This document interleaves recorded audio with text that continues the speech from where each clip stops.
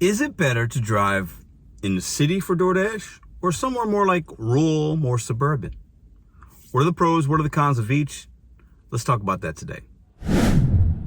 Pedro, Doordash and Checo back at you with the RideShare Guy. In today's video, I'm going to share some of my experiences and also what I've heard from many others. Now, there's pros and cons, benefits and good and bad on both, right?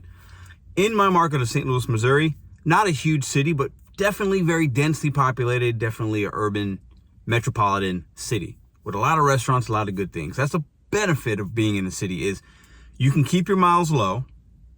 You have a lot of honeycomb hotspots, as we call them, to choose from. Different zones, very close together. You could maybe even dash between zones. I like the city mileage. Now, one of the downs or one of the cons to being city is if you're somewhere and it's like a downtown area, parking could be an issue. There could be a lot more dashers out. So it could appear to be busy. It could be busy and there's a lot of people, but you might not be getting a lot of offers, right? And parking can definitely be an issue. I've gotten a couple parking tickets in my time, not gonna lie.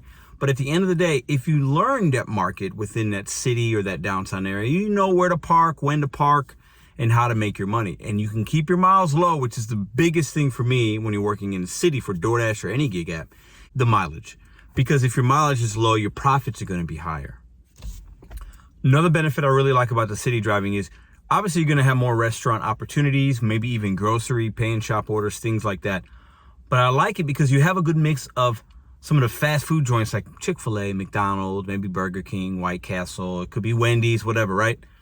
You're gonna see a lot of orders, good and bad, but the opportunities are there, right? Because there's just so many of them.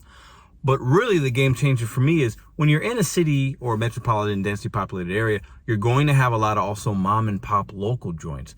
Those are where a lot of the big paying orders are at. And most of the time when a consumer's ordering from that place, they're probably kind of local. They're a neighborhood joint, right? So the mileage on those a lot of times is also very good. My biggest paying orders have been from local merchants, and usually the wait time's very good and the mileage is very low. Those are my benefits of city driving. And the number one thing that a lot of you guys won't like is obviously sometimes the parking and the fact that you might not be able to dash now because there's a lot more drivers in those bigger cities.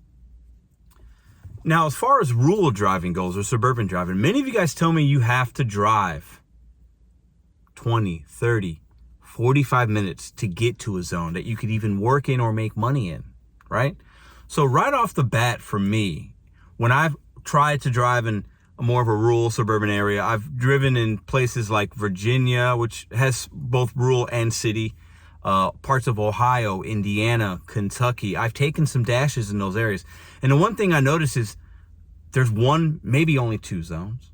And if you don't live in that zone, you got to drive away. So automatically in the beginning of your shift, you're already in the negative because you're using some fuel and gas cost. Whereas if you're in your city, you can probably, at least like me and a lot of other of you guys, you can just hit dash now from your home or right when you get in your car and then you're on your way. So your mileage is, you're not in the negative already. So if you're somebody that has to drive, let's say 30 miles to get to where you got to be, you're already spending maybe $5 on gas there and then maybe $5 to get home. So you're already down about an order, about $10, let's say, that you have to make up. And that's pure profits.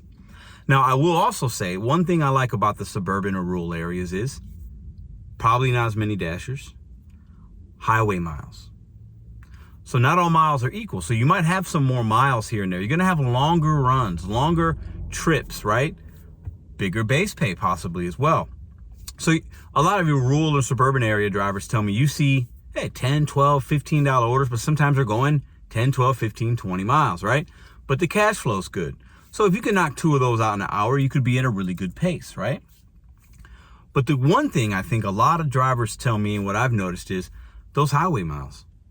It might say 12 miles, but if 10 of them are highway, they're fast, more fuel efficient, and they're quick. You can, on the highway, off, boom, boom, boom. Hopefully you could be in another area where there's something, you can get something on the way back. That does happen. But those round trip miles can suck into your profitability. But a lot of times the parking's not an issue and the traffic's not an issue. But as we're, we look at profits, right? When we're out here trying to drive and we're trying to say, is rural better or is city better? At the end of the day, I think you can make more money as a city driver. There's more opportunities. less miles equals more profits. But I'm seeing some numbers you guys are sending me, right?